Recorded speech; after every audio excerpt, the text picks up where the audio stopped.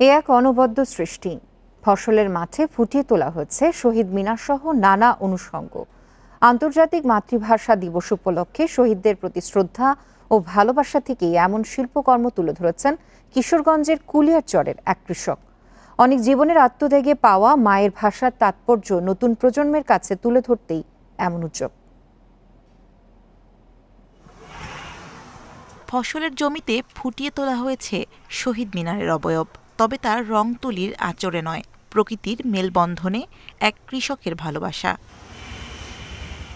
কিশোরগঞ্জের কুলিয়ারচর উপজেলার জাফরাবাদ গ্রামের কৃষক রোমান আলী শাহ ভাষার শহীদদের প্রতি শ্রদ্ধা জানাতে সবুজ পালং শাক আর লাল শাক দিয়ে পরম মমতায় রূপ দিয়েছেন শহীদ মিনার সহ অন্য অনুষঙ্গের।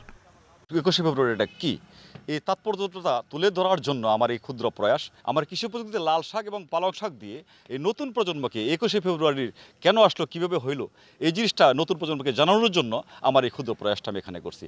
ফসলের মাঠে এমন দৃষ্টিনন্দন দৃশ্য দেখতে প্রতিদিনই ভিড় করছেন স্থানীয়রা। বিভিন্ন অক্ষর লিখছেন, বাংলা অক্ষর, শাকসবজি দিয়া আমরা অনেক দূর দূরান্ত থেকে আসছি। আমরা আমাদের সবাই ভালো লাগছে, তাকে অনেক ধন্যবাদ। উনি খুব সুন্দর একটা জিনিস করছে, আমাদের পছন্দ হয়েছে। আমাদের নতুন প্রজন্ম এটা শিখে আরো কিছু করতে পারবে। এমন সৃজনশীল কাজে কৃষক রোমান আলী শাহর পাশে থাকার আশ্বাস কৃষি বিভাগের। জনাব রোমান আলী শাহ তিনি একজন প্রগতিশীল কৃষক, একই সাথে তিনি একজন সৃজনশীল মানুষও। এই দেশের মাটি মানুষকে তিনি ভালোবাসেন।